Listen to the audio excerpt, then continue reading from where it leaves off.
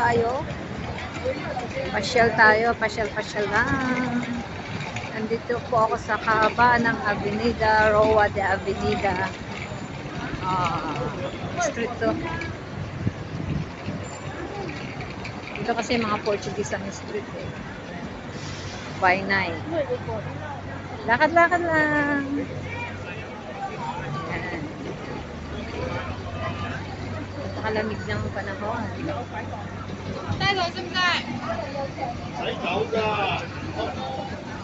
Sa inyo ang part ng San Malo. Ayan po. Ang part naman ng San Malo.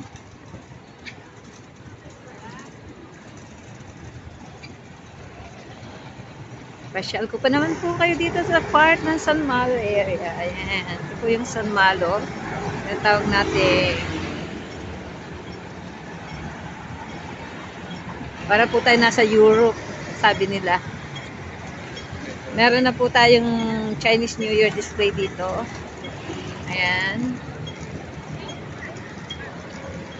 Chinese New Year display.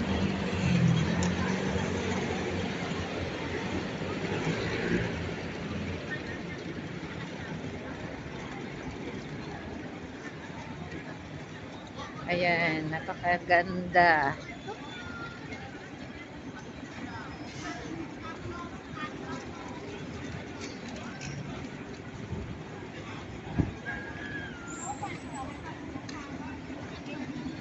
Dito nyo po makikita ang maraming turista sa San Malo.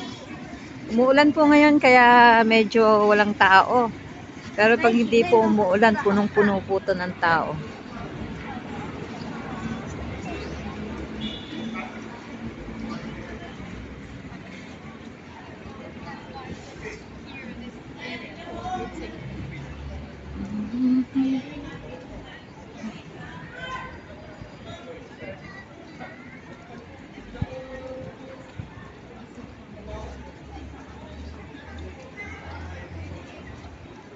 Oh, ang ganda niya, oh.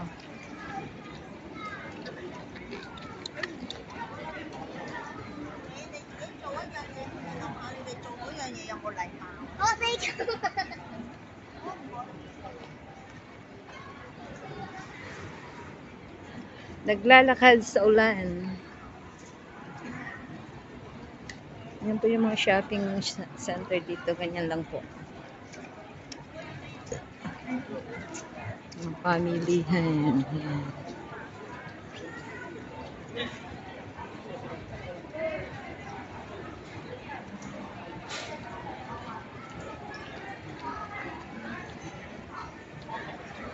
Ang San Malo by night.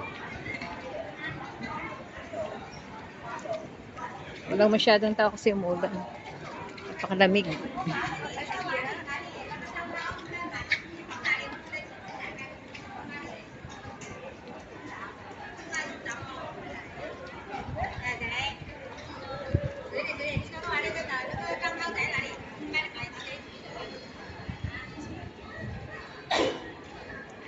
Okay guys, makikita po natin dito ang isang Catholic Church. Ayan. Yan po yung Catholic Church.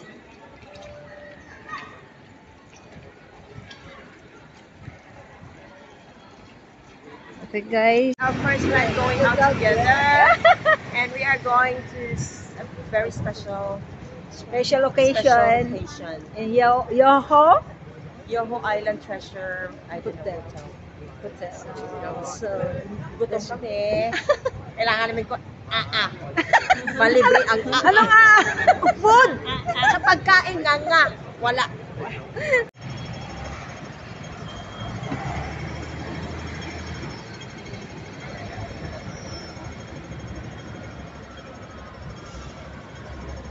Yan po ang Grand Lisboa. Yan. Ito po ang Grand Lisboa by night. Makikita po natin ang kakaibang klase ng buildings. Ayan.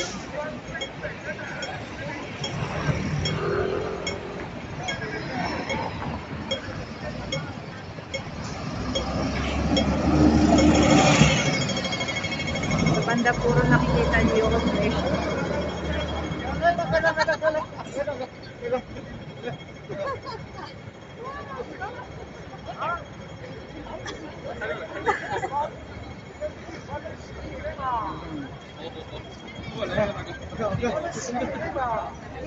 Napakarami ng ilaw. Maaga pa pero marami ng ilaw. Okay, iikot ko naman po kayo doon sa bandang. Ang ganda ng mga ilaw nila, di ba? Ayan, napakaganda ng ilaw.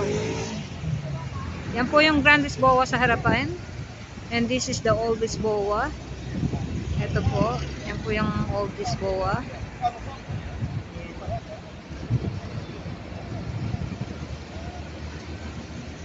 Matatanaw po naman natin ang Star Hotel dyan sa harapan. Ayan.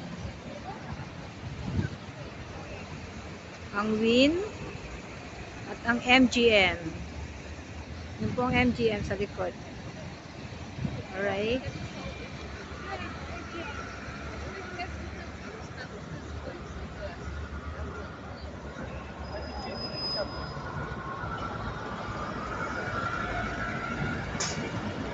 Yan ang Crown Hotel.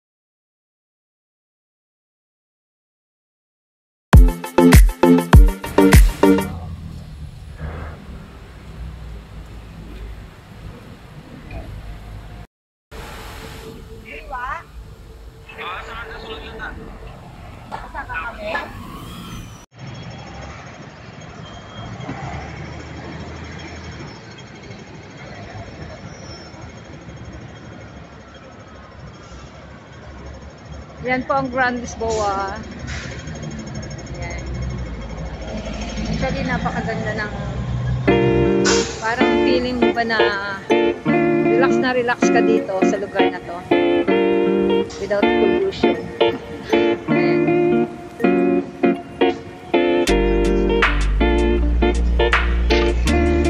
Lakad-lakad lang po tayo.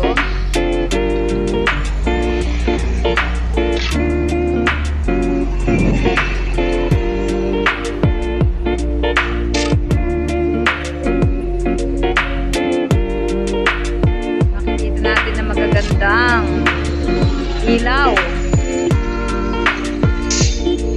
mga koronang tinik. Ayan o, may koronang tinik. Ito ang pinakalumang casino dito, ang Old Lisboa. Ito yun naman yung bago, yung Grand Lisboa. Ayan. Casino po yan sa loob.